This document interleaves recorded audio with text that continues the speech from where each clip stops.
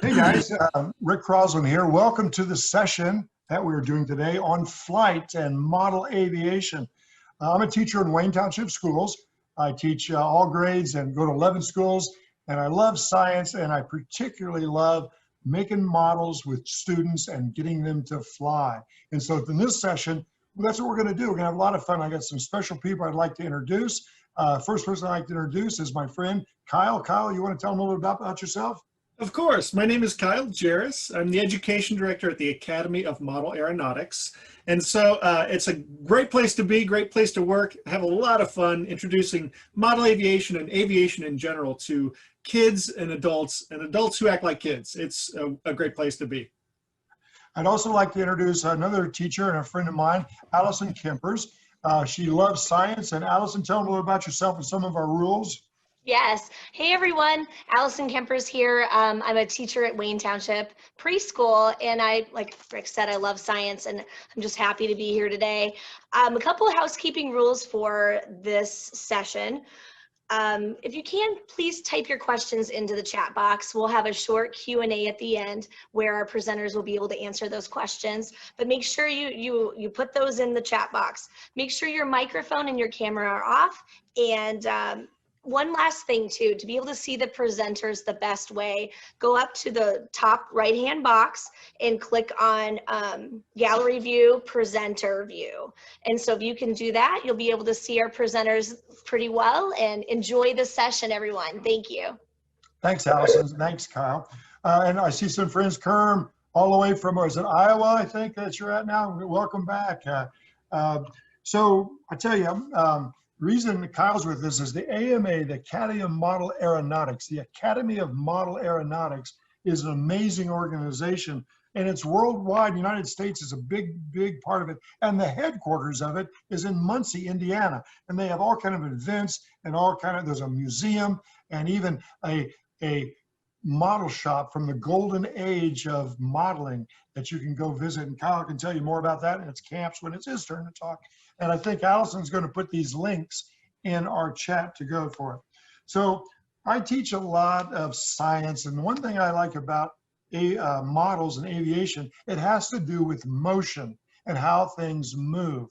And when we talk about models, when you build a model airplane, you are an aviator, and you're following in the footsteps of people who, from the earliest days, who watched a bird fly. And if you're like me, you wonder, man, I would love to be able to fly like a bird.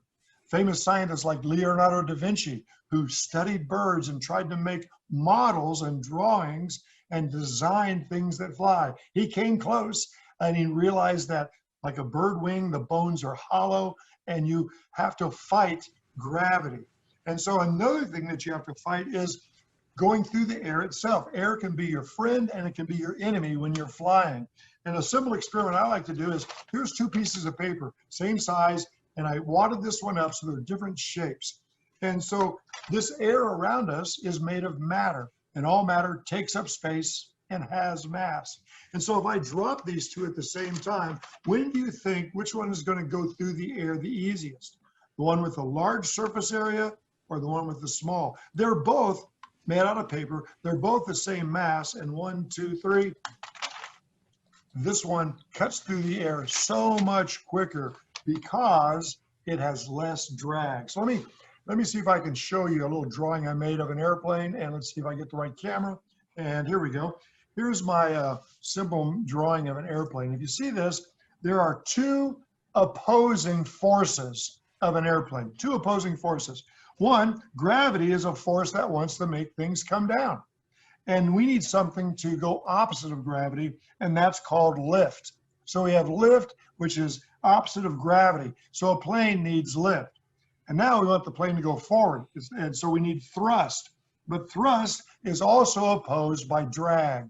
So anything that you're going to make, I want you to keep in mind that these two opposing forces of lift and gravity, thrust and drag.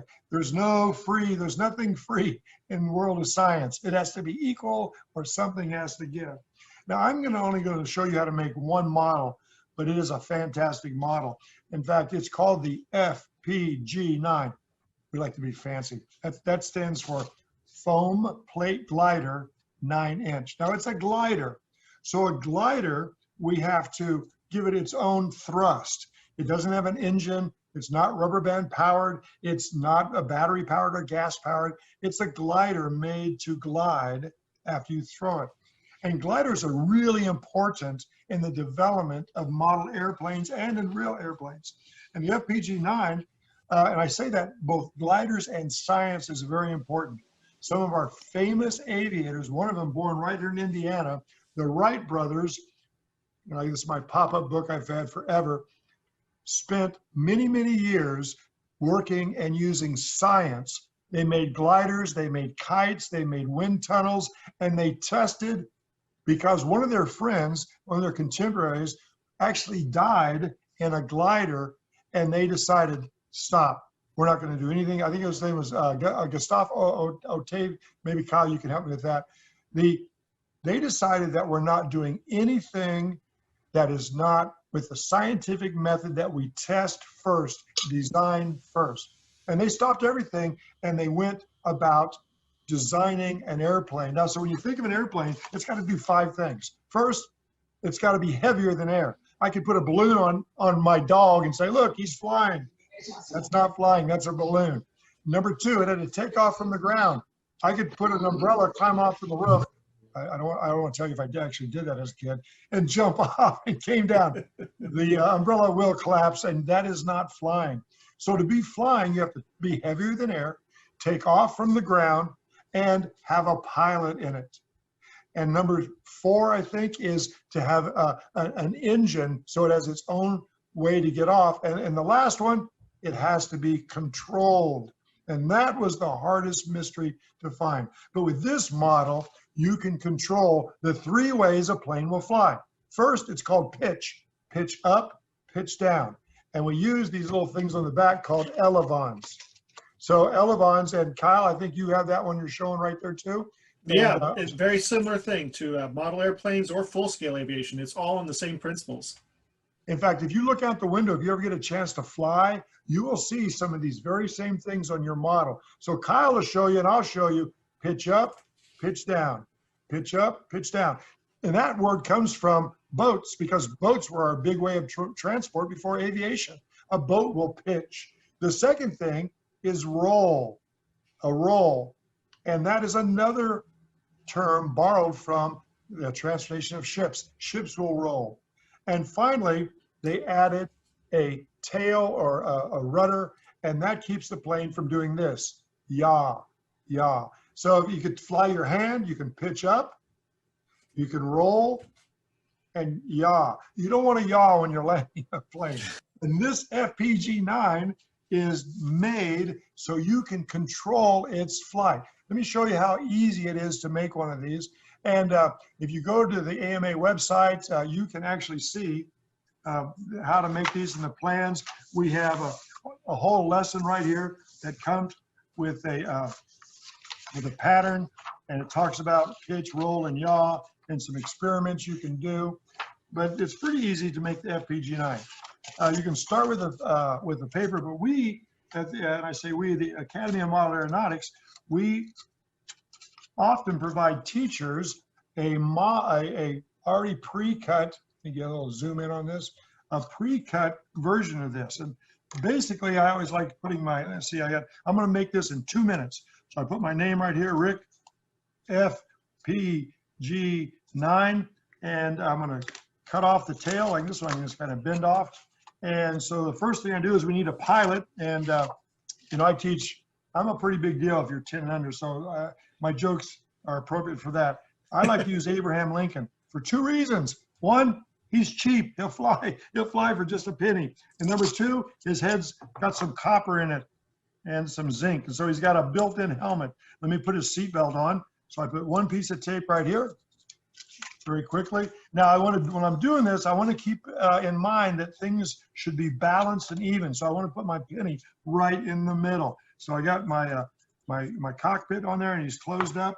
And now I got to put my tail. Now this is a slit. I'm going to make it just a little bit bigger so I can fit in my tail to keep my plane going in the direction I want. Let's see how that is. So I slide that in right here. And let's see, put that in. And you want to be nice and perpendicular. Look at that. That is a beauty, 90 degrees perpendicular. Now, what you also need to do is get 4 small pieces of tape, and these tape to tape this in. And usually I tape one on that side, and I flip it really quickly on the other way, and I put another one right here on this side. If you don't have this pattern, you can get it on the website, or you can just experiment and make one out of a foam plate. Foam works Or better. do both. The fun part is you start with the template, do that one, and then let the kids experiment and try their own out and see if they can get them to fly better or worse. Yeah, that's exactly true. So it changes from a science project to a design project. And I always like to also write E on here for Elevon and E here for Elevon.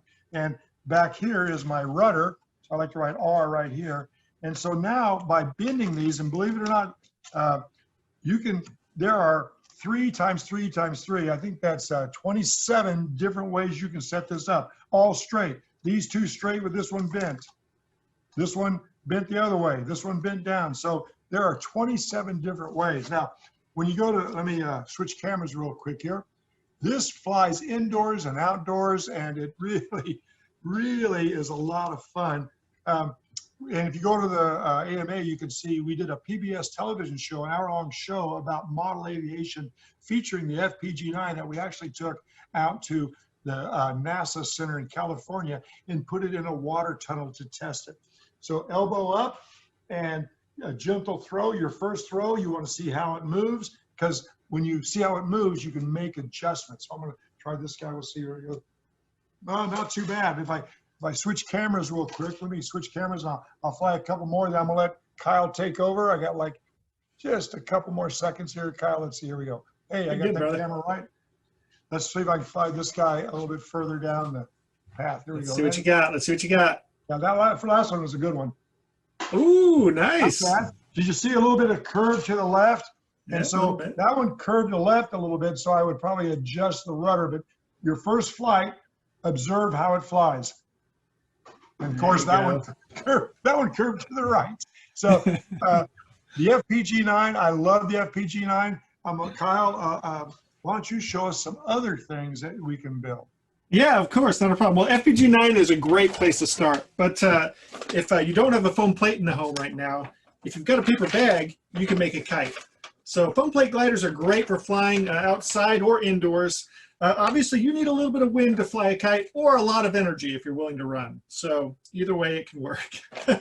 But this one I knocked out really quickly. All that you need to do this, as I said, is a paper bag. You'll need some scissors.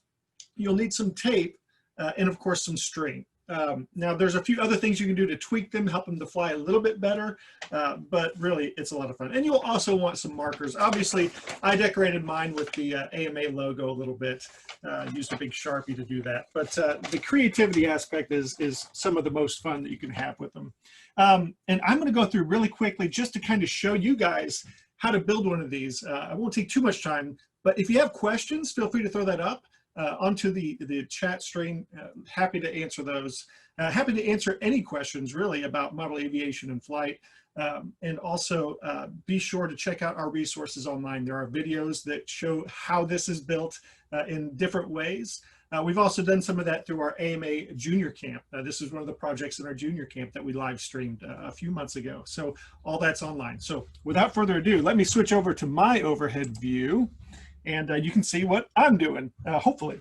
So, and Rick, if you have questions as I go through this, feel free to jump in. This is one of the things I didn't mention, some crate paper. If you have this, it can help with stability on the flying, but really it's not absolutely necessary. And I'll show you a way to make your own if you don't have any. So I'm gonna set that to the side a little bit. Obviously, here's what I need. Sir. Kyle, can I ask you a question? Of course. Does the crate paper give it more or less drag? It gives it more drag. Yep, and it also gives it, it changes the way that the center of gravity functions on this. So it helps to keep the back side of the kite in line with the wind or the thrust. So it can help a lot. It's a good question, Rick.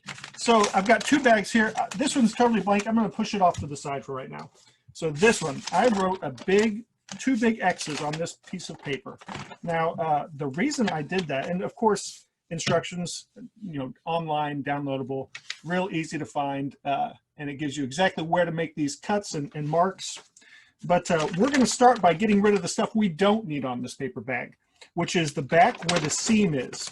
We don't want to put a seam right in the middle of our kite. So we're just going to get rid of this panel, which is also going to be the bottom panel that we get rid of. So to do that, you're going to pull out your scissors and you're going to cut along this crease right here.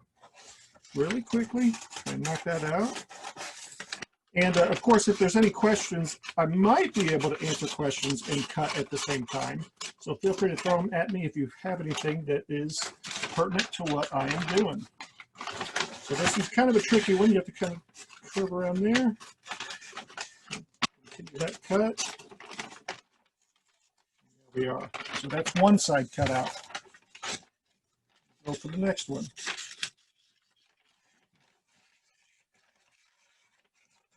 Yeah, there could be some confusion with doing these as to, exactly, well, which side is he cutting? How's he doing this? It's a little hard with all the folds in a paper bag to show in a quick way, but here in a second, you will have a good idea. So, there we are. See, normally this paper bag would sit just like so, and then you get your groceries and what have you. But we have taken the back part and cut it down. So these still remain, and they're together. Lay that down, and we cut the bottom out right here. So we're also going to get rid of this piece. We don't need the bottom. There's a lot of extra weight there, and so we don't need it. I'm going to cut right along this right there. And then we've got our setup for our bag. So there we are, all set up. Now you can pick whichever side you want to be the top. That really does not matter at all. But because this bottom has that little lip there, I just think it looks better this way. So that's the way I'm going to do it. You'll pull out your ruler. That's one thing I didn't mention you needed, some kind of a ruler. That'll help a lot. And instructions say to come down 4 inches from the top. I find, this is just me, I think it flies a little bit better at 5 inches. So I'm going to drop it down to 5. But this is a great opportunity for you to start out using the instructions, but then tinker with it. Try different designs. Have fun with it. It's a great opportunity to explore the different methods. So we got our mark right here at 5 inches, right? Now we need to come in about 7 inches here at the top, which should fall right in line with this crease. So that helps a lot to understand exactly how far in to go. So it's a little bit off, but this is kind of like hand grenades and horseshoes. It doesn't have to be perfect. We can be really close and still be really effective. So in the interest of showing you guys at home how this is done, I'm going to put a line right there. Okay. Now we know that 7 inches across should be in line with this, as long as they did a pretty good job at the factory, and they did. We're going to put a mark there. And we're going to put a mark right there, which is very close to where that seam is.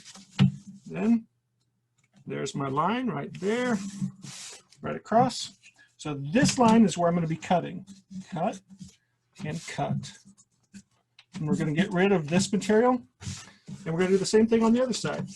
You want it to be symmetrical. As Rick said, symmetry is important when it comes to aircraft like this, or proto-aircraft, as it might be more accurate to define a kite.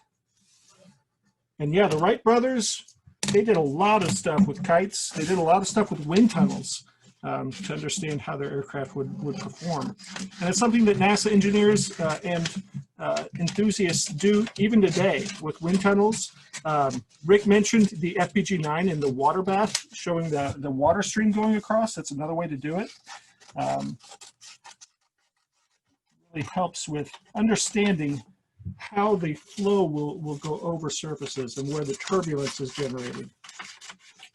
Or drag is probably a better way to define it right now. All right, guys, see I'm cutting this out? Now, why in the world do I need tape? Well, at this point, we need tape for strength, for durability. Because if we don't put tape in these corners, when we tie a string to it, it will tear out. I mean, this is just made of paper. which is also part of the reason it flies so well. It's lightweight, but it also grabs all this wind and is a lot of fun. So we got those set up. Now I'm going to attach some of this paper to the bottom. That's going to help me create that drag along the bottom edge and keep it oriented in the direction I want. So at this point, you're going to take your scissors and cut out a little hole right here and a little hole right here. That is going to be where you tie a string to this, because every kite needs a string. Now you want to pull out about 6 feet or so of string. You don't have to be super precise with this at this point. So that's about 6 feet. And then we're going to cut that off. You can use your scissors. I just used a little X-Acto blade. I'm going to tie one through here. Really easy knot. If you know how to tie your shoes, use the first part twice. That's all you need. Oops. It is a little tricky. Just slide those through. Rick, have you made one of these before? You know, it has been many years ago that I made one of those, but on our website, there is a unit on kites and kite flying, and I went to the world's smallest indoor kite. Okay. That one is a great one to make now. Yeah, definitely. I think we still have, yeah, 3 of these stuck in the trees around my house. My boys, and maybe I, have gotten them stuck over the course of the summer, and they've not come down yet. So eventually we'll do that. Okay, so we've got this tied in right here. So there we go. I'm holding this kind of in the center, bringing this over so that I can find where the middle is of the string. So once I find this middle, what I'm going to do is just tie a little loop by tying it over itself. That way, I know where the center is to tie the rest of my string to. So once I've got this tied off right there, this guy is just about ready to go. At this point, all you need to do is tie however much string you think you need in terms of your altitude. And of course, you'll need to decorate it a little bit too. But that's pretty much ready to go. Now, if I've got a minute, I'm going to share one real quick tip. If you don't have any crepe paper around, well, remember that piece that we cut off of the bottom of our kite right here. Little trick for you. If you can draw a spiral, there we are. And then if you cut along that line, oh, you also need to cut here. You will end up with a streamer that you can put at the bottom of your kite, and you can have a lot of fun with it. Now, I'm not gonna do that on screen because it'll take too much time, but I might have already had one ready. So what you gotta do, peel that out, peel that off, and then there is your streamer. This will work great. It'll also spin in the wind, which is kind of fun. So lots of different opportunities, options. We've got other quick projects online too that you can do at the home, and they're great fun. So there we have it. Rick, I don't know if I can't hear you, buddy. I said, great job. Now, you might tell them about the junior AMA camp, and you have all these, I think we put that in the chat about all types of models to build. Yeah, the AMA Junior Camp was really, it was our first year doing it. Typically, we run an actual in-person camp at the Academy of Model Aeronautics. And it's usually open to around 30 students that come in from across the country and have a great time for a week. But with COVID happening, we switched that to a virtual experience and had a lot of fun with that. We geared it towards ages 5 to 13. Claire Aldenheisen, one of the members of our education team, did a great job in presenting material each morning. And then each afternoon, we interviewed different industry leaders and aviation experts just to kind of get different viewpoints and have a lot of fun. And it really was. It was a lot of fun. Let me show you just a few more things. I'm going to switch cameras here in my, my garage office. And for example, this is a rocket you can build made out of foam and a rubber band. And that's kind of cool. My favorite is a straw rocket. This one, you know, it does have fins to keep it going straight. That's kind of cool. There's boomerangs, things that go through the air and come back, hopefully.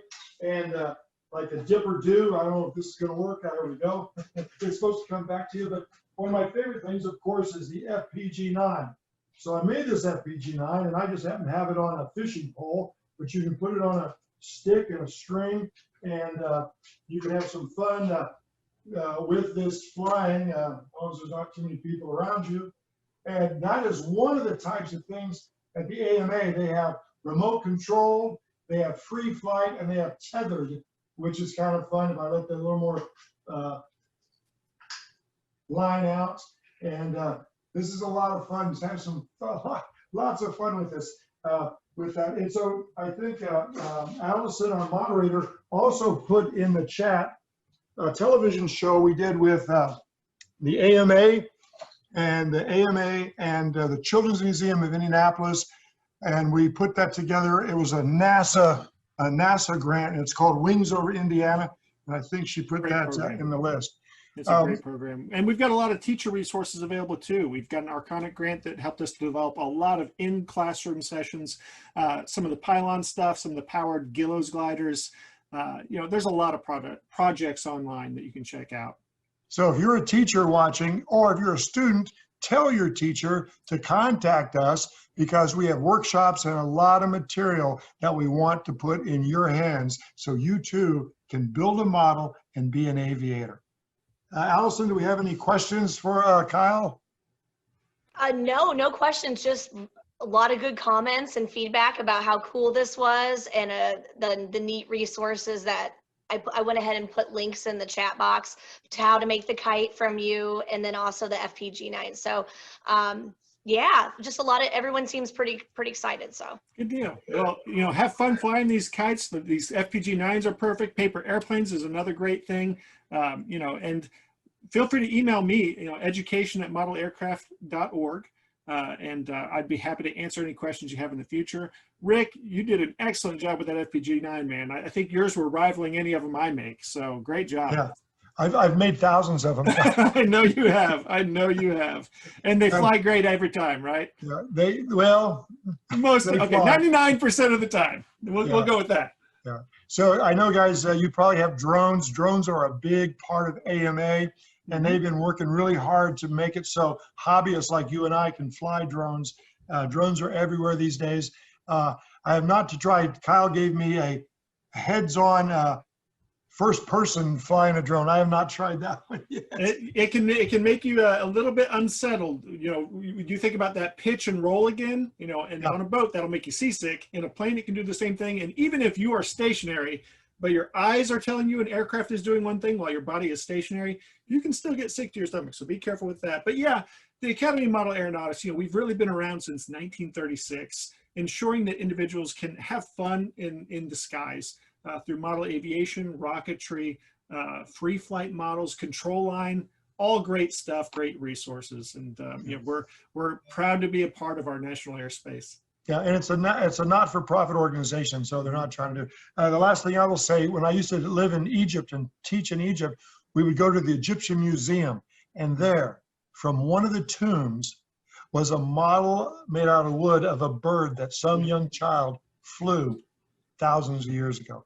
Hey guys, thanks for joining us. I know you have choices, and we're really glad that you picked our session, and have some fun with model aviation. Thanks, Kyle. You bet. See you guys.